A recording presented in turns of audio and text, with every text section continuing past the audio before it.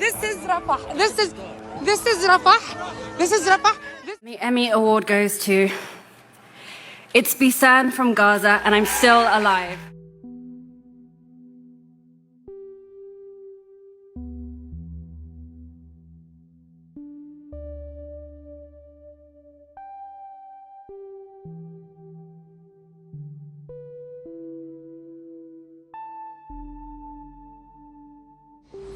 This is the first bottle of water that I'm gonna drink from it. Clean water since 3 days. Wallahi, since 3 days. There is no water, there is no food, there is nothing in the shelters or even in the neighborhoods that yani almost destroyed, so there is no supermarkets nor anything. So this is the first bottle of water since 3 days that I'm now opening. It's the first clean water that I'm drinking.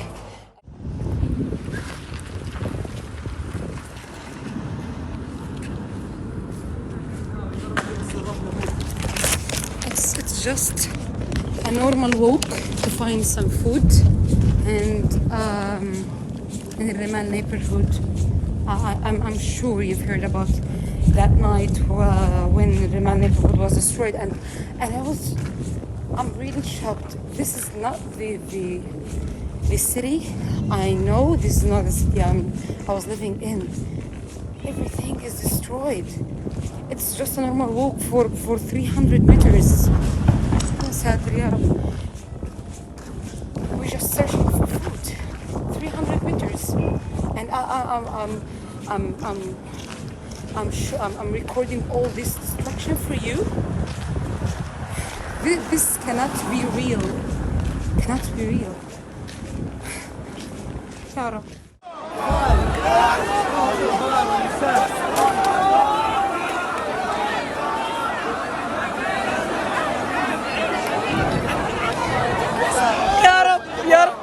They bombed the door of the hospital. They bombed. I've been there before 2 minutes. It's a massacre. Thousands of people are out. Thousands of people. Thousands.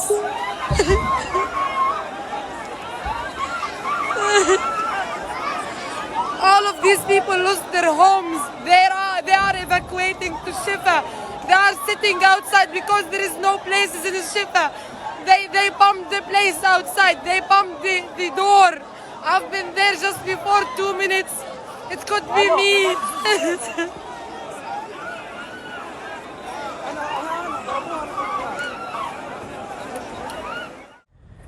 This is just a reminder.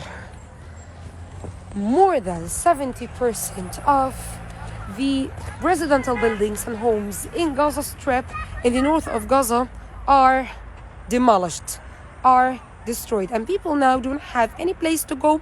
Even the schools, universities, hospitals, or any other places are also destroyed. So people cannot go to anywhere while their homes are like this. Their property and stuff, clothes, papers and everything like this, and there is a hole in the middle of the place where their home were. So it's a kind reminder that even though inshallah this ends, this genocide, we won't have any place to go, we won't have any place to live, and we will be in another fight, in another war. So tomorrow is Eid, Al-Fitr feast. We celebrate Al-Fitr feast after Ramadan, and this is how Israel gave us Eid, gave us the Eidiyah. So you need to know that we take Eidiyah from our parents. They give a very little amount of money for children, and this was our Eidiyah. This massive destruction, the destroying of everything we know in this city. This is how we celebrate Eid. They intentionally withdrew the forces 2 days before Eid al-Fitr from Khan Yunis so people can celebrate Eid in these conditions. Surviving another day, and it's been almost a year since the genocide began. 2 months ago, I was saying to myself, Bisan, hang on, it's gonna end soon. Cause, it's maximum gonna end before the 7th of October 2024. Cause, why to carry on a genocide for Israelis? Why to carry on a genocide? Now, Israel expanded its genocide to Lebanon. At the same time, bombing Syria, Yemen, Iraq. But my question now, what is the end game for Israel? What is the time that is the time to end the genocide and to stop killing people? When is the time?